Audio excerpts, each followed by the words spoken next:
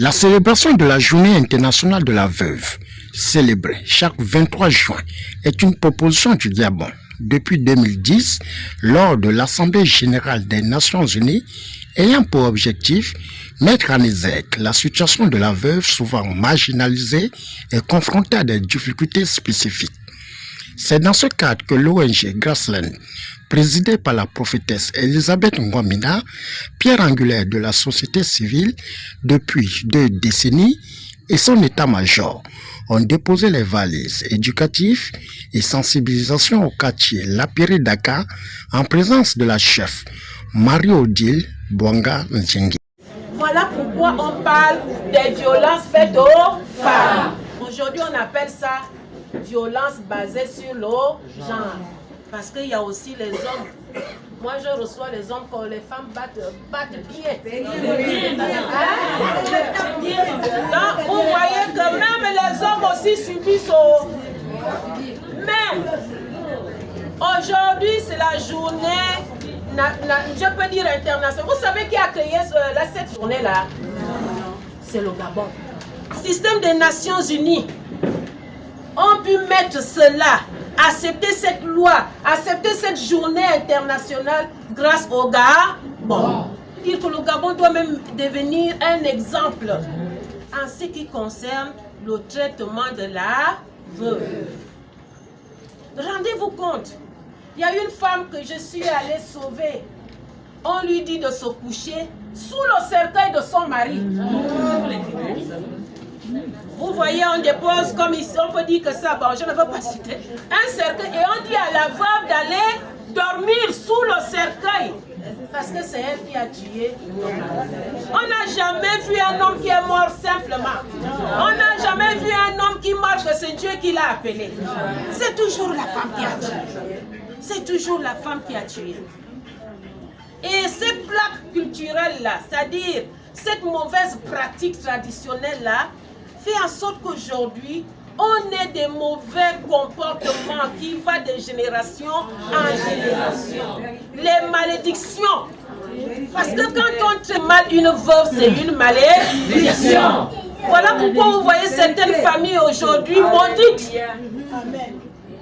Rendez-vous compte une femme qui a travaillé avec son mari toute sa vie.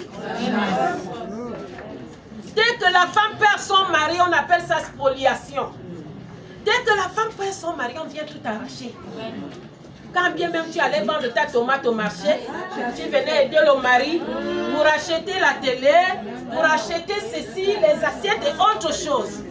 Mais dès que l'homme meurt, on dit oh, non seulement tu as tué, tu n'as même droit à rien. Remplacer le conseil de famille par le conseil successoral. Ce conseil qui était complètement contre la femme, ce conseil de famille. Il existe maintenant un conseil successoral. Mais qu'est-ce qu'il faut faire d'abord, nos chères mamans?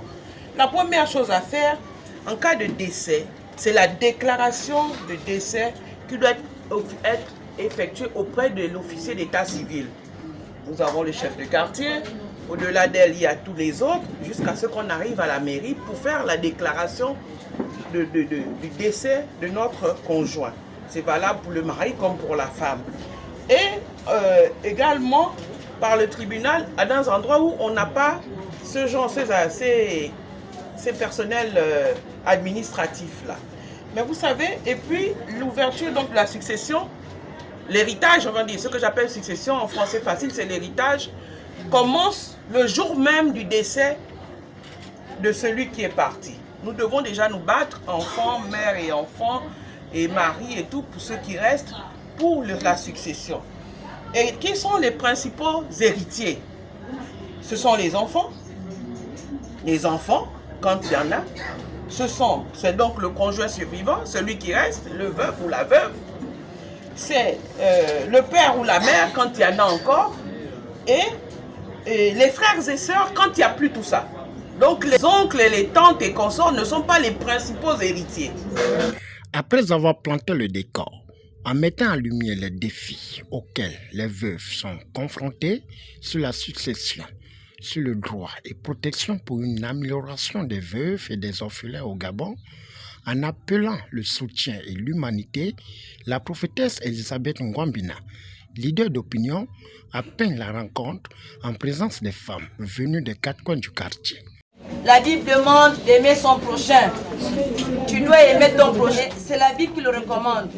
Comme disait Maman Micheline tout à l'heure, les lois, vous devez connaître vos lois. Si tu ne connais pas la loi, vraiment tu vas rester là assise en train d'attendre, le temps va passer et on va te dire les délais sont passés, tu ne peux plus bénéficier de telle ou telle chose. Évitez d'être les tchisa des autres. Vous avez des enfants dans les maisons. Parlez à vos enfants. Celles qui sont avec les petits copains là. Demande à ce petit copain là, toi tu vas épouser mon enfant quand? Hein? Parce que quand le pire va arriver, on va tout arracher, on va dire bon on est encore spolié. Juridiquement elle n'est pas connue. Le mariage coutumier on ne le connaît pas encore. Hein? À la mairie, il n'y a pas encore ça là-bas. Donc il faut prier pour que le mariage coutumier soit reconnu par l'État gabonais. Est-ce que vous comprenez? Oui. Arrêtez dans les maisons des gens, toujours comme ça. Hein? Oh, on s'étudie encore. On étudie quoi? Est-ce que tu as un livre pour qu'on puisse t'étudier? Hein? L'étude là ne finit pas. Donc quand tu méprises l'enfant que ta soeur a laissé, ou bien ta belle-soeur a laissé, elle est décédée, toi tu gardes l'enfant là, tu maltraites. Quand l'enfant l'a grandi, il va devenir quoi? Ton ennemi, non? Oui. Alors mais pourquoi vous le faites? Vous les frappez, vous les tuez même dans les maisons. Mais Dieu te voit quand tu le fais. Sa mère n'est pas là, son père n'est pas là, mais Dieu te voit. Tes propres enfants sont bien habillés, les enfants des autres ne sont pas bien habillés. Pourquoi? Tu trouves le mari avec ses enfants, mais tu les maltraites. Ce qui est mauvais, quand ton enfant casse, tu ne dis pas hein, mari. Mais quand c'est l'enfant là qui est arrivé de l'extérieur, la casse. Est-ce que tu sais que Calliope a encore cassé le verre? Tous les jours, mais Dieu te voit ce que tu es en train de faire. Tu ne sais pas qui va t'aider demain. Ton propre enfant peut te rejeter, mais cet enfant là peut t'amener en haut.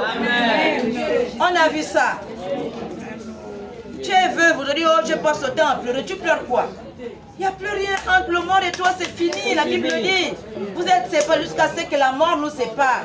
Même à la mairie, on le dit. À l'église, on le dit. Jusqu'à ce que la mort vous sépare. Dans une ambiance interactive avec le panel, les avis et sentiments ont permis aux intervenantes de dresser un tableau négatif après le décès du mari. Au pays ici, le veuvage était un calvaire. Il arrivait qu'une veuve passe 3 mois et ne dorme que d'un seul côté. Et à cela, surtout, si la veuve n'entretenait pas de bonnes relations avec la famille du mari, il faut liling, il faut ranguling, que tu manges. J'ai fait cela à la place de ma grande soeur. J'ai pleuré. Vous voyez que ce n'est pas encore tellement parti, mais au fil du temps, ça diminue. Parce que nous voulons maintenant que, actuellement, comme nous sommes dans la 5e République, que ces choses-là n'existent plus. C'est tout un calvaire. Quand le mari meurt, on te prend, on te met dans un coin, au coin de la maison, au salon, ou bien dans une chambre. On te donne un pagne, tu te couvres. Tu te couvres avec ce pagne-là. Maintenant, il y a un autre pagne qu'on fait le barrage pour que les gens ne te voient pas. Quand le mari est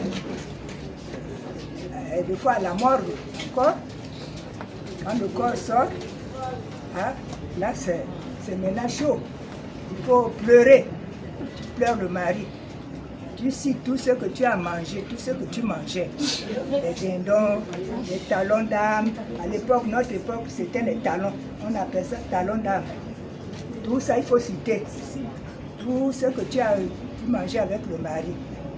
L'argent qu'il te donnait. Il faut tout citer. La tradition, là, on a laissé ça. Parce que chaque personne a sa tradition, mais on a aboli ça à cause de la parole de Dieu. Donc, la veuve et l'orphelin, vraiment, chez les musulmans, c'est quelque chose de sacré. Tu ne manges pas, pour te laver, on t'amène carrément derrière la cuisine, peut-être à côté d'une toilette. On t'arrange une petite place là. C'est là où tu dois tout faire. Tu dois tout faire là.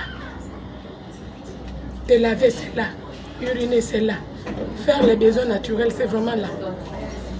Et du coup, il y a certaines mamans dans ça. Moi, j'ai failli être gaspillée. Peut-être qu'aujourd'hui, j'allais devenir folle par ma belle famille. Mais je rends grâce à Dieu pour ça. Vraiment, s'il n'y avait pas la prière dans moi, s'il n'y avait pas Dieu, je pense que je serais morte ou je serais folle. Quand ces trois femmes-là sont arrivées, mon père avait déjà construit des maisons qui appartenaient aussi à son père et à sa mère. Est-ce que ces femmes-là doivent bénéficier de ces choses? Je vous parle en connaissance de cause parce que moi-même je suis victime de cela. Et je n'ai pas honte de le dire ici. Parce que ça fait tellement de bruit. Où on est même allé jusqu'au tribunal. Et par la grâce de Dieu, j'ai gagné mon procès. Parce que le Dieu des origines et de la vérité a parlé en faveur de l'orpheline que je suis. Hein? Après la mort de mes parents, j'étais victime d'une spoliation. Si je vous donne les étapes laissées par mon père qui ont été pris par le propre petit frère de ma mère, je n'ai pas honte de le dire, sa femme et ses enfants. Vous voyez, il faut dire la vérité à nos enfants. J'ai été victime de cela pendant des décennies. Je n'ai rien dit. Quand ce monsieur prend le bout de terrain que vous avez vu là, où il y a maintenant l'église, je n'ai à peine que peut-être 7 ou 8 ans. Et quand on revient des vacances, j'explique quelque chose que moi-même j'ai vécu, je n'aime pas parler des choses d'autrui. Alors qu'on arrive, le monsieur qui était venu habiter chez celui à qui mon père avait cédé ce petit lopin de terre, a pris non seulement les tôles de mon père, les vieilles planches de mon père qui étaient là, alors qu'il était déjà décédé, il est sur une veuve qui était ignorante, qui ne savait même pas lire et écrire, avec un bébé comme moi. On revient des vacances 3 mois plus tard, donc pendant les 3 mois, il a cassé la maison de mon père, il a pris le terrain, il a acheté ses planches et les tôles, il a aussi utilisé ceux de mon père. Et quand on arrive, ma mère perd connaissance là, c'est moi qui cours, parce qu'elle n'a pas supporté une veuve, elle vient de perdre son mari. Je suis allé dire qu'elle est morte. Parce que j'étais enfant, j'ai bien tombé, elle a perdu connaissance, je dis elle est morte. Le voisinage est arrivé, on l'a réanimée. Quand on l'a réanimée, elle m'a pris à la main. Je vais me lever, parce que ma mère était une femme de caractère. Elle m'a attrapé à la main, elle m'a amené là-bas. Elle dit, Odile, Odile, Odile, tu sais que c'est pour ton père, non? Je lui ai dit, jure-moi que tu vas récupérer ça. J'ai dit, je vais récupérer. Jure que tu vas récupérer ça. Quel que soit le temps, tu vas récupérer. J'ai dit, oui, maman, mais je ne savais pas comment récupérer ça.